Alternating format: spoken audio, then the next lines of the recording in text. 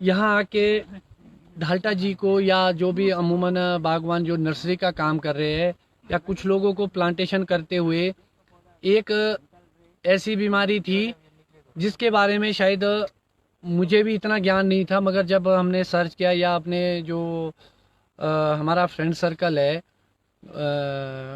Horticulture विभाग में हमारे बहुत अच्छे मित्र है समीर राणा जी, एक डॉक्टर केवल सर है, तो उनके साथ जब हम बैठे तो हमने जब डिस्कस करा तो एक ऐसी बीमारी निकल के सामने आई और उसका इलाज निकल के सामने आया कि हम हैरान हो गए कि हम बीमारी क्या थी और हम क्या समझ बैठे। आप अमूमन देखते होंगे आपके नर्सरी में या जो जहाँ आप पौधा लगाते हैं कई बार, तो एकदम वो लगभग इस तरह से पूरी तरह सूख जाते हैं पत्ते, अच्छी ग्रोथ होती है उसके बाद ख़त्म हो जाती है। मगर जब आप उसको पट के देखेंगे तो आपको एक, अगर आप देखेंगे एक जाला सा बुना हुआ वाइट कलर का रूट में होता है, सड़ी हुई होती है जले।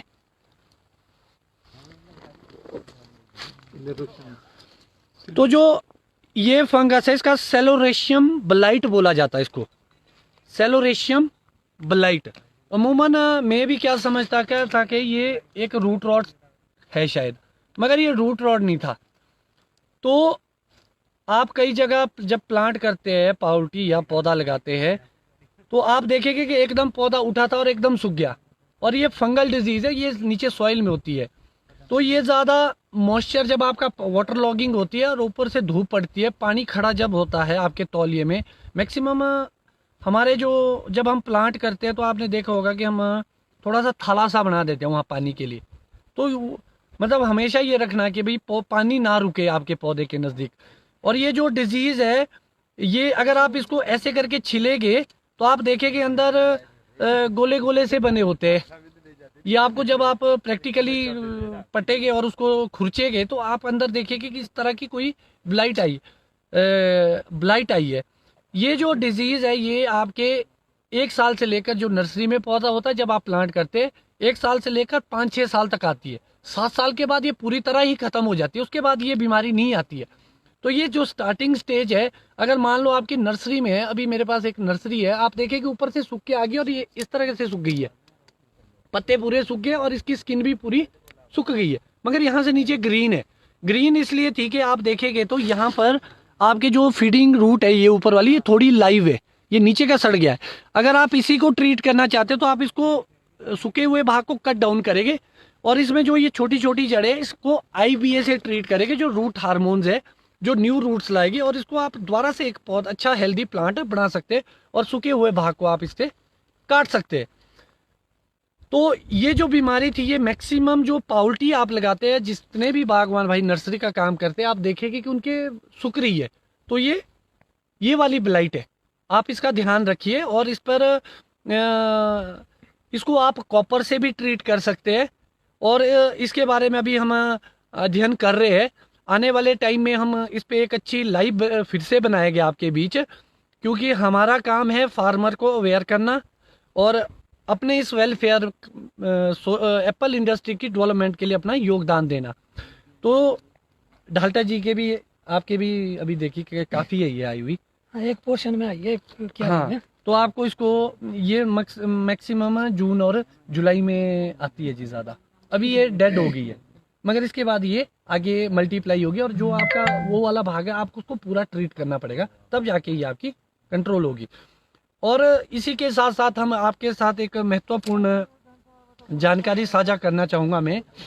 मैक्सिमम अभी हम नर्सरी के पौधों पे भी बात करेंगे, कैसा पौधा चाहिए, क्या आपको ध्यान रखना है, किन बातों का। तो उससे पहले मैं एक चीज़ की ओर आपका ध्यान आकर्षित करना चाहूँगा। ये हमारे कैंथ है जो मैक्सिमम जिसको शेगुल बोला जाता है, जिसके ऊपर हम ये बीजू प्रजाति का है, ये सीडलिंग रूस्टॉक है। शेगुल लगाते हुए क्योंकि बहुत सारे क्वेश्चन थे मेरे पास कि कैसा शेगुल लगाए, हमारे शेगुल सूख जाते हैं, बहुत सारी प्रॉब्लम्स थी जी। तो बागवान भाइयों, मैं आपको एक चीज़ बताना चाहता हूँ, जब भी आप कोई शेगुल लेते हैं या कैंथ लेते हैं, जिसको कैंथ बोला जाता है, उसमें एक चीज़ का ध्यान हमेशा रखें कि जो आपके ये पत्ते हैं ये पूरी तरह झड़े हुए हो, क्योंकि पत्तों का होना ये पौधों में भी और इसमें भी इंडिकेशन देता है कि भाई आपका पौधा डोरमेसी में नहीं गया है। मैक्सिमम आजकल मैं फोटोग्राफ्स और वीडियोस देखता हूँ, लोग ऐसे पौधे और एक ऐसे कैंथ लाते हैं जिसके ऊपर पूरी हरियाली होती है पत्तों में, और बाद में आप देखेंगे कि उसमें मोर्टेलिटी रेट बहुत हाई हो जाता है, वो बहुत सारे सूख जाते हैं। उसके सूखने की वजह सबसे बड़ी है कि आपका प्लांट डोरमेसी में नहीं है। बागवान भाइयों, आप पौधा खरीदने में जल्दबाजी ना करें, और यहाँ एक नर्सरी मैन का भी एक दायित्व बनता है कि आप अपने कंज्यूमर को एक ऐसा प्रोडक्ट दे, एक ऐसा प्लांट दे जो पहले ही डोरमेसी में गया हो। अगर आप देखेंगे, अगर यहाँ मेरे पास 2 प्लांट है, आप इस नर्सरी में देखेंगे मुझे शायद 8-10 पौधे ऐसे मिले जिसमें पत्ते अभी अलाइव है, ये वाले पत्ते बिल्कुल ग्रीनरी है अभी इनमें, तो इसका मतलब ये प्लांट अभी डोरमेसी में नहीं गया। तो इसको आप यूरिया की स्प्रे करके भी झड़वा सकते हैं, या आप इसको हाथ से तोड़ के भी इसको डोरमेसी में ले जा सकते हैं। मगर इसके साथ साथ कुछ पौधे ऐसे जिसमें येलो हो चुकी है लीव, ये पूरी तरह डोरमेसी में चले गए हैं प्लांट, पूरी तरह इसमें बिल्कुल जान नहीं है और ये ऐसे ही झड़ गए। तो ये जो प्लांट है हमारा, ये सारा बिल्कुल हेल्दी प्लांट है, और अब ये सूखने के चांस इसके बहुत कम हो जाएंगे। और वही बात शेगुल में है, अगर जब भी आप, वैसे ये प्रैक्टिस बोली जाती है कि अगर आपके डोरमेसी में नहीं है फिर भी आपने परचेज कर लिए, जिस दिन आप खरीदते हैं उसी दिन हो सके या तो अर्ली मॉर्निंग नेक्स्ट डे आप जल्द से जल्द जितनी जल्दी लगाएंगे उतना आपके लिए फ़ायदेमंद रहेगा। और अगर आप फिर भी ले लेते हैं, अगर आप इसको अपरूट करके कहीं दबा देते हैं, तो लगाने से पहले आपको इसको पानी में रखना है पूरी तरह, क्योंकि डिहाइड्रेट हो जाता है जल्दी ये प्लांट ना जी। तो अगर आप जल्दी इसको ज़्यादा देर तक पानी में पूरा डिप करके रखेंगे एक दिन तक, तो उसके बाद आप प्लांट करेंगे तो इससे अच्छी आई। मगर एक इंटरेस्टिंग बात यहाँ सामने आई आज, क्योंकि 2 तरह के जो कैंथ है हमारे पास, 2 तरह के अवेलेबल है। एक तो बिल्कुल छोटा सा आता है, एक बेस बोला जाता है, काफ़ी बड़ा साइज़ का होता है। उसकी हमारे पास भी कुछ प्लांट है, उसकी खूबी भी मैं आपको शेयर करूंगा। तो जब मैं इनकी नर्सरी में यहाँ विजिट करने आया तो मुझे ये प्लांट मिले, और ये उस बेस पे थे, बेस पे थे बेस पे। तो इसकी जो खूबी मैंने पाई जी, जो मेरे पास भी प्लांट है, आप लोग मेरे ऑर्चर्ड में आके विजिट भी कर सकते हैं। तो जो ये प्लांट है ये काफ़ी विगरस जाता है, और इसमें स्केल से रिलेटेड बीमारी कम आती है, और इसमें ग्रोथ पैटर्न बहुत हाई है, बहुत बड़ा पेड़ बन रहा है इस पे बनिस्बत हमारे जो ये दूसरे छोटे वाले शेगुल होते हैं। तो ये बहुत अच्छी एक चॉइस हो सकती है जो लोग कैंथ लगा रहे हैं। आप छोटे के बजाय एक बड़ा बेस अगर उपलब्ध है, क्योंकि मैक्सिमम बहुत कम उपलब्ध होता है ये, और जिसके पास उपलब्ध है आप इसको लगाएंगे तो शायद ज़्यादा अच्छा और बेहतरीन रिजल्ट, और इसमें फ्रूट क्वालिटी भी ज़्यादा अच्छी आ रही है। और इसके साथ साथ मैं आपको एक चीज़ और की ओर आपका ध्यान ज़रूर आकर्षित करना चाहूँगा, जो हमारे नर्सरी से रिलेटेड रहेगा। मैक्सिमम आज आप देख रहे होंगे कि सोशल मीडिया पे या लोग जो पसंद करते हैं, एक बहुत बड़ा प्लांट पसंद करते हैं, लगभग जो आपके 10 फुट या 12 फुट की हाइट होती है। तो मेरा जो अपना मानना है, जो इतना बड़ा प्लांट परचेज करते हैं, अगर वो फेदर ट्री है तब एक अच्छी सिलेक्शन हो सकती है जो 2 और 3 ईयर का हो सकता है। तो एक अच्छी सिलेक्शन हो सकती है आपकी कि आप उसको एक अच्छा प्लांट बनाएंगे। अब उसमें और इन थोड़े जो आपके मीडियम साइज के जो 6-7 साल फुट के या 5-6 फुट के प्लांट आते हैं, और उसमें और उनमें क्या फ़र्क रहेगा मेरे हिसाब से। 2 तरह के पौधे लगाए जाते जी, जो यहाँ पर अभी अप्रूव किए जा रहे हैं। ये है हमारे बेड ग्राफ्ट, मतलब पहले इसी जगह पे नर्सरी लगी थी, बीज बीजा गया था, उसके ऊपर ग्राफ्ट किया गया था, उसके बाद एक पौधा बना। इसका आइडिया आप यहाँ से ले सकते हैं कि इसमें जो ये टैब रूट है ये बिल्कुल सीधी जाती है। अगर आप कोई भी देखेंगे तो टैब रूट सिस्टम होगा कि मेन रूट बिल्कुल लंबी सी जाएगी, अरे परे की जो ज़्यादा है वो ज़्यादातर फीडर रहेगी। और एक होता है आपका टेबल ग्राफ्ट, टेबल ग्राफ्ट में आप लोग एक नर्सरी खरीदते हैं, पाउटी खरीदते हैं, और उसको आप 4 से 5 इंच का जो आपका जड़ का भाग है वहाँ से आप उसको कट डाउन कर देते हैं कैंची से, और उसमें लगाते हुए जो ये फीडिंग रूट है इसको आप पूरी तरह छील लेते हैं कैंची से, पूरी तरह काट देते हैं, उसको बिल्कुल डंडा सा बना देते हैं। उसमें और इसमें क्या फ़र्क रहेगा, ये टैब रूट सिस्टम है और वो मल्टी रूट सिस्टम में आता है। जहाँ से आप कट डाउन करेंगे वहीं से आपके 8 से 10 या 5-7 मेन रूट्स भागेगी। जब आप टैब रूट काटते हैं वो लगभग 111 की तरह परफॉर्म करेगा, क्योंकि आपका फीडिंग जोन थोड़ा ऊपर रहता है और वो एक अच्छी चॉइस हो सकती है।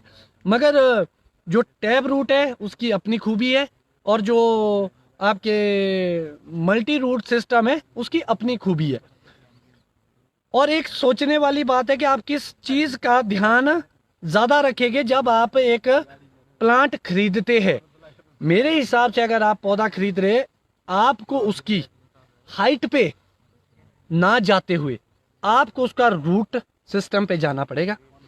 रूट सिस्टम को आपको चेक करना पड़ेगा, कोई डिजीज़ नहीं है, कोई रूट रॉट तो नहीं है, कोई जड़ों की वुलिया फिट तो नहीं है, कोई गांठें तो बनी नहीं है, या कोई और डिजीज़ तो नहीं है आपके प्लांट में जो आप खरीद रहे हैं। और दूसरी जो महत्वपूर्ण और अति आवश्यक बात है नर्सरी खरीदते हुए, जहां से आपका जड़ स्टार्ट होती है, रूट जोन, वहां से ग्राफ्टिंग यूनियन के बीच की दूरी आपकी 6 इंच से लेकर 9 इंच तक होनी चाहिए। अगर मैं ढाल्टा जी के इस प्लांट की बात करूं तो ये लगभग 6.5 फुट के करीब है ये पौधा। और इसकी खूबी अगर आप देखिए, इसकी हाइट 10 फुट क्यों नहीं गई, इसका एक मेन रीज़न है जो इनका ग्राफ्टिंग यूनियन पॉइंट है, वो आपके रूट से ऊपर तक लगभग कई जगह तो 9 से 10 इंच भी है, और मुझे तो इसमें लग रहा है कि 11 इंच भी है, और कई जगह कम से कम 7-8 इंच है।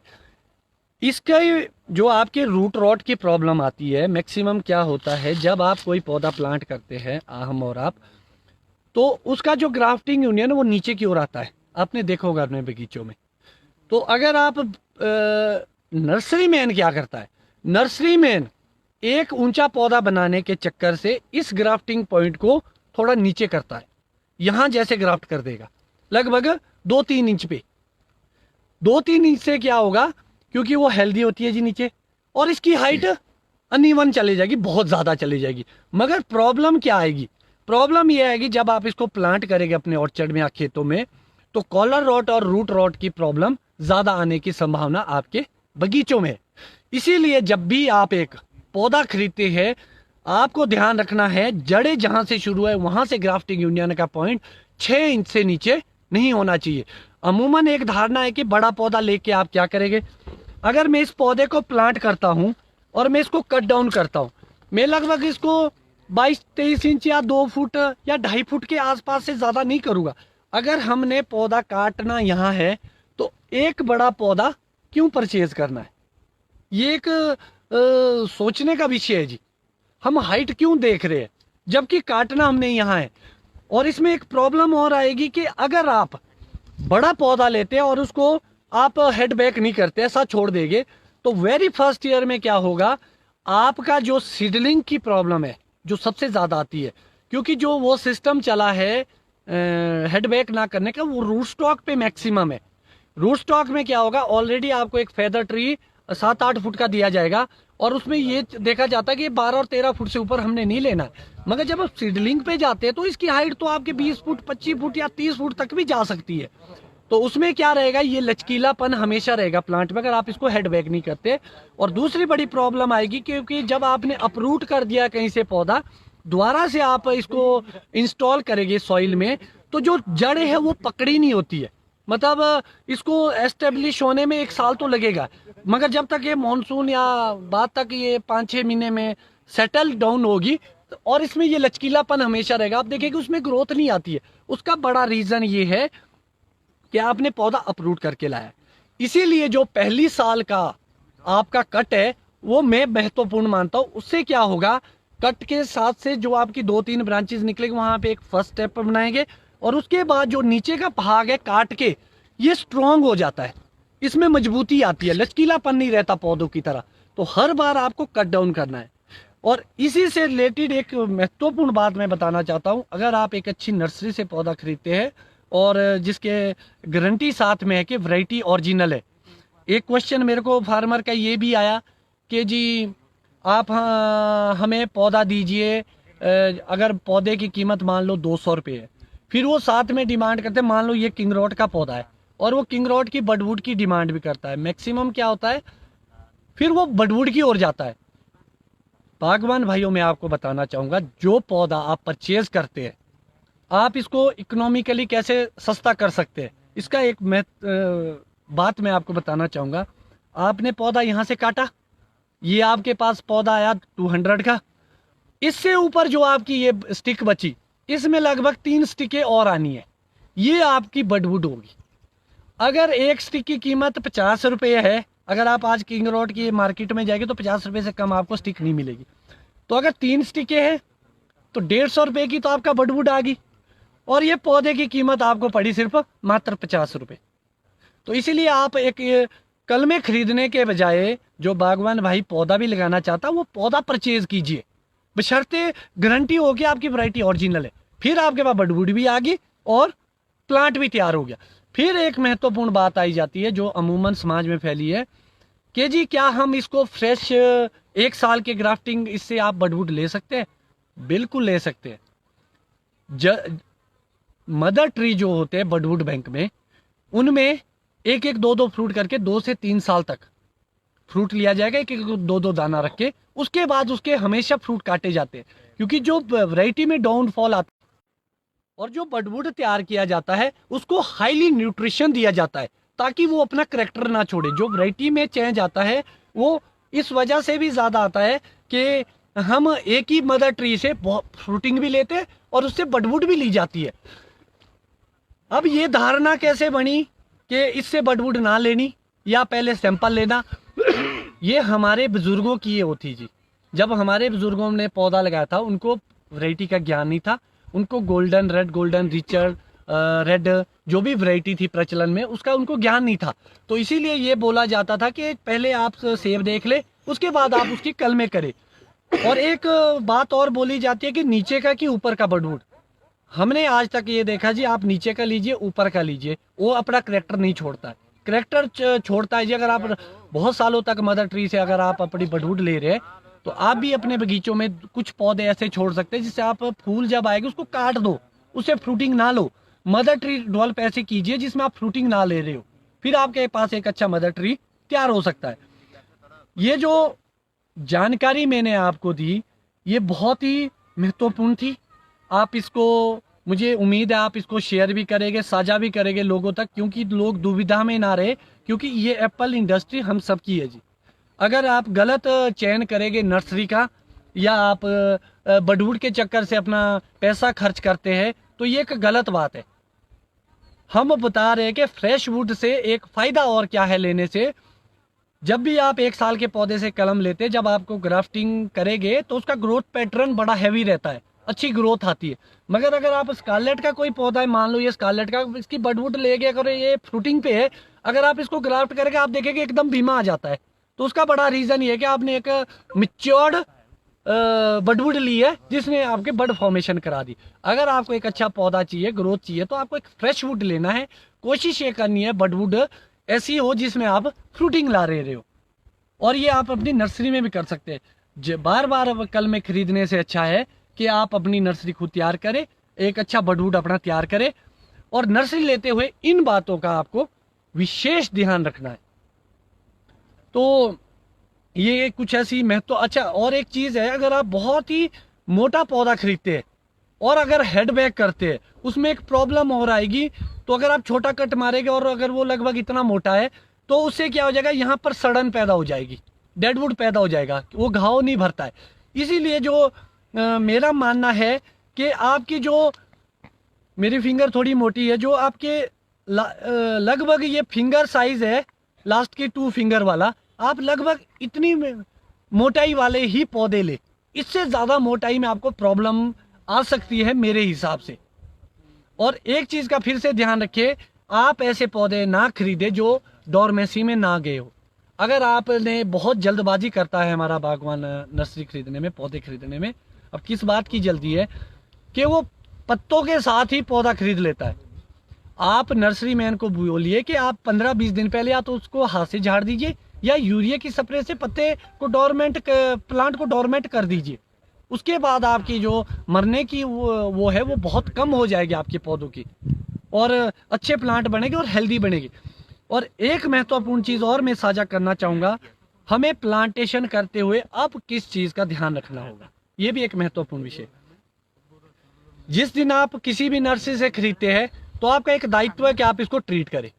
आपको क्या करना है, मान लो आपने कल ट्रीट करना है पौधा, अपने प्लांटेशन करनी है अपने बगीचों में, तो आपने क्या करना है, एक दिन पहले आप एक बकेट में या टब में बेबीस्टीन का घोल बनाइए, या आपके पास कोई भी और फंगेसाइड आपके पास अवेलेबल है।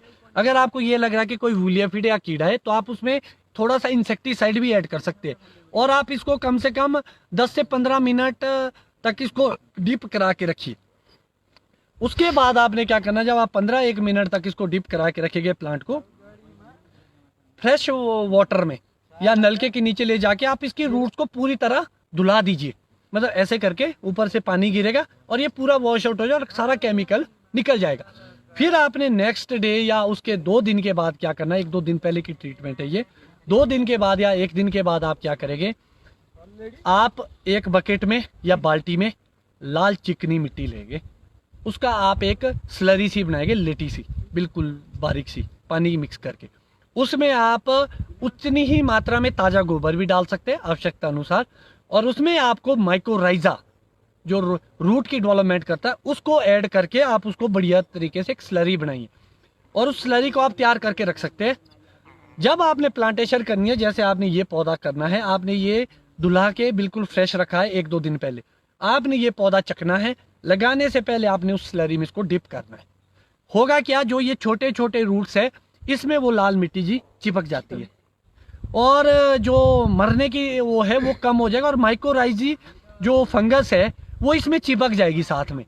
और इसको आप जैसे ही प्लांटेशन करेंगे, मिट्टी लगा के आप तो गड्ढे में लगाएंगे तो ये अपनी जड़ें पकड़ चुका होगा और इसमें मरने की तादाद भी कम होगी। और एक बात का और ध्यान रखना, जब आप गड्ढा करते हैं जी, गड्ढा करते हुए क्या करता है हमारा बागवान, मिट्टी भर देगा और पौधा लगा लेगा, बाद में आप देखेंगे ये बहुत डीप चला जाता है क्योंकि फ्रेश गड्ढा करता है।